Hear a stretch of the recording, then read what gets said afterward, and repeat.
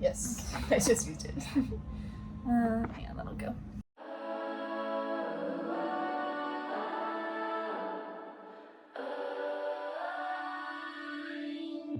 You've been paying rent, tried to fight it off, tried to hold my breath. I keep holding back, trying not to crash right into you. But you look at me like you know. Alright, we're back. Last question. Wow, look at those bags. Bags. Okay. Well, I should have had time to Words of wisdom. You were busy. You were like... Wow. I think you might be right. I'm thinking maybe I started out doing nursing. My plan was, it's very different, my plan was to do medical missions, so I wanted to be a missionary across seas, and use nursing as like the in for like getting into countries and stuff. And so then I started nursing and hated my life, and was just very confused because like I don't know, growing up in church, like you are constantly told and pressured to like find like what's God calling you to, what you're calling. I remember having like a night with two of my friends of like, I don't know what I want to do with my life, and freaking out, and just not sure. Like I knew my parents wouldn't take the major change well, and like, but like not knowing what I wanted to change it to, and so I was like, I have to figure my life out. And we wrote on my mirror with like dry erase marker of like options, and one option was staying in nursing, one option was moving to another medical field, so PT, and the other option was business, like doing something creative with my creative side. And wrote all the pros and cons, and I remember feeling at that point like everything in my being wanted to choose the business side, but it just wasn't realistic, and it wasn't like I hated the idea of spending all this money going to college and then like doing something so unsure. And so then I chose PT, and then I graduated and realized that I hated school and didn't want to go back. Through talking with your mom and like learning about her small business and like just how like realistic it was, how possible it was, then was just feeling slowly more and more encouraged through her and through Seth and just other friends of like, it's not a crazy person's dream. So it just like that it was something possible. What were some of the biggest hurdles, I guess intimidating things that you faced before you had the facility, before you had like everything going for you? The first two things that come to mind, physically, money. It's just like the obvious like, how do you get the money for this? Because there's plenty of businesses that have a low startup cost, but it's hard to grow, or you have a big startup cost, and then once you have everything for that, then it's easy to get going. And so with a coffee shop, there's like a whole range of options of what you could do to start, because it's such a versatile I don't know, genre of business, I guess. Because I could have started with 1 second. Pause. I just wanna have fun, clap my hands, turn around now and dance, dance, dance. I just wanna pop, pop, turn around, dance, dance.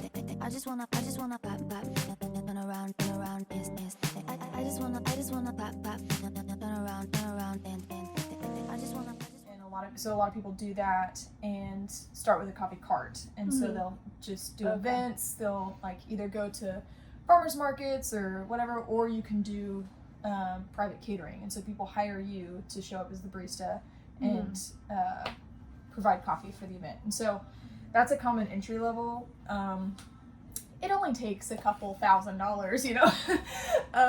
It's usually, if you're gonna do like a good cart, and if you can like build stuff yourself or whatever, get things secondhand, you could probably do it for around like $6,000.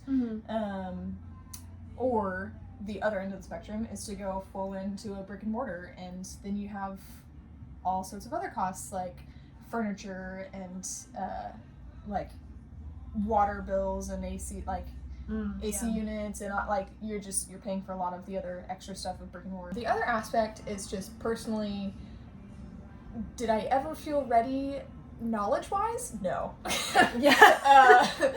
I watched so many YouTube videos, and I was working as a barista, like I was getting practice. I was just always super nervous to start without knowing everything. Yeah. And you can't know everything. Exactly. And so you just gotta start. Yep. And so I think for me that was probably the biggest mental factor was just I didn't ever feel like I knew enough and could be a boss in this area of something that I'm not an expert at. Like I'm constantly learning and growing in that. So, and I didn't get a business degree. So there's just so many things that almost been in it. I didn't do it. But talk a little bit about the businessy, nerdy aspect of naming it. Originally I used GoDaddy websites. And they have a domain searching, whenever you start with them, you can search to see if there's any domains, website name openings. And so part of it is that. Part of it is, I don't know what the website is, but there's a national LLC.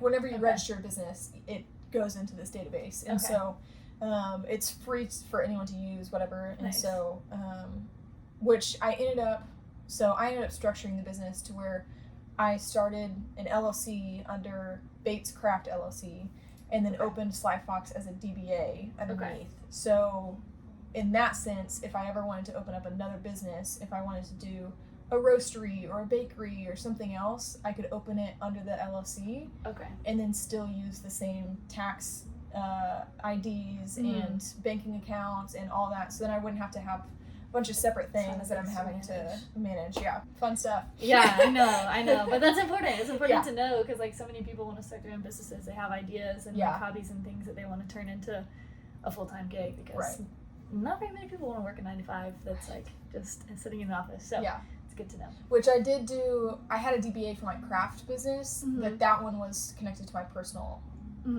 name and stuff. So whenever I did taxes for myself, then there's just are you self-employed section and all that. So that's when you do the DBA. The DBA was just attached to my name. But now, whenever we do taxes, I'll have nothing to do with the coffee shop. I'll do a completely separate tax submission for that. And so it just helps keep things separate and simple. But if you're starting simple, then you can start attached to your own name, and then it's a really simple process. But it just gets more complicated the higher up you go. So yeah, I'm sure. With an LLC, it's I'll be hiring a CPA to do that. And walk me through it. So a big lesson that I've learned recently in just this is part of the, hopefully you learn from your mistakes. You're gonna make mistakes, and so you just have to learn from them. And hopefully you don't make the same mistake twice. But just learning salespeople and there are people who are truly out there to help you, and it's great. And there's people that are truly out there to scam you, and you gotta figure out which is which. Wow. Oh gosh, there sounds like there's a story behind that one. And what's worth spending your money on? That's the hardest part for me. Is I know everything's gonna cost money, and everything you have to put money in order to get money out. But it's which ones do you put your money into first? A POS system is your point of sale. So that's how you take payments, cash, credit, anything. And so I started off with Toast as my POS system, and they were great. Everything was streamlined. Everything was I had most everything through them, but you pay for the convenience. It was expensive to have all of that so simplified and streamlined and all together. And so there was a point in the summer where it was it just felt too much. I was paying so much for this. Someone had reached out to me as a salesperson for another company that does the same thing, but long story short, they acted as a corporate function to get corporate deals from the companies that can provide POS system kind of things. They had a very realistic website. I'm not to say that it was a false company, but after I joined them, I realized why I was paying so much for Toast. The price cut didn't really make up for the struggles that I ended up having with them. How do you move forward and not just get stuck in like, well, that sucked. I think a great thing is like when you hire well, and so like being able to enjoy your team. I know it makes my job so much easier and so much more stress-free to know that I can trust the people that I have hired. Man, social media. Oh, that is my weakness. I'm not good at that. I hate it. It stresses me out. And that was one of my friends was like, she does social media stuff for one of her many side businesses, and I kept talking to her about like it's just so overwhelming of like posting times and when's the best time to hit this audience and hashtags. How many do you do? Do you do none of them? Do you do all of them? Do you like? And it is a literal job now. Yes, no, actually, and it was insane. But I'm like, I'm a small business. I can't afford to hire someone to do this for me, but I can't not do it. Yeah. Like and her biggest thing was like, stop, just post. Like stop overthinking it. Just post it. You don't like the picture? Post it. You don't like the audio doesn't fit? Post it. It's not the right time of day? Post it. Like, just do it and keep going. And so, cool. Drop your little page. What is it? I'll put it right here. Oh my. Oh. Your Instagram? I think everything is just Sly Fox Coffee House. Sly Coffee. Yep. Close enough. That was it. Sly Fox Coffee House, all lowercase, all one word, no dashes or anything. It's just all together. And we just got a TikTok, so we're about to start doing that too. So fun stuff. Look it up. 2 more questions that I have floating around in my head. First one is pursuing your purpose. A lot of times comes from like a big component of it is making an impact. So where do you feel like your impact is felt with your coffee shop now, or just you personally?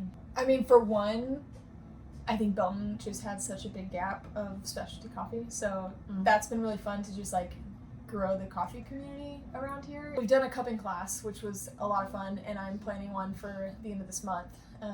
And so wanting to expand more into education stuff, coffee education. And so, but the other part of that is my dream with that has always been to pair it with education in other aspects. And so our last cupping class, I had my friend who works for Foster Love, which is a foster care organization, had her come to the cupping class. And so the first part of the cupping class was coffee education, and you learn about the cupping process. But then the other half, or like the last like 15 minutes, was she just was able to share what foster love is. I think that's been really fun, just to like be creative in the ways that I am like influencing the community and building bridges across communities that might stay separate in other ways. And then lastly, words of wisdom to anybody who's 1, just trying to start their own business, period, or 2, a coffee shop. Okay. These are the parts I hate. Sorry, because there's so much. Well, it just goes back to like, am I really the person to give advice? Like, I think the first thing that comes to my mind is just like start. But I feel like a lot of people say that, like, just go for it, just do something and start. And I think it really ends up being like doing that over and over again.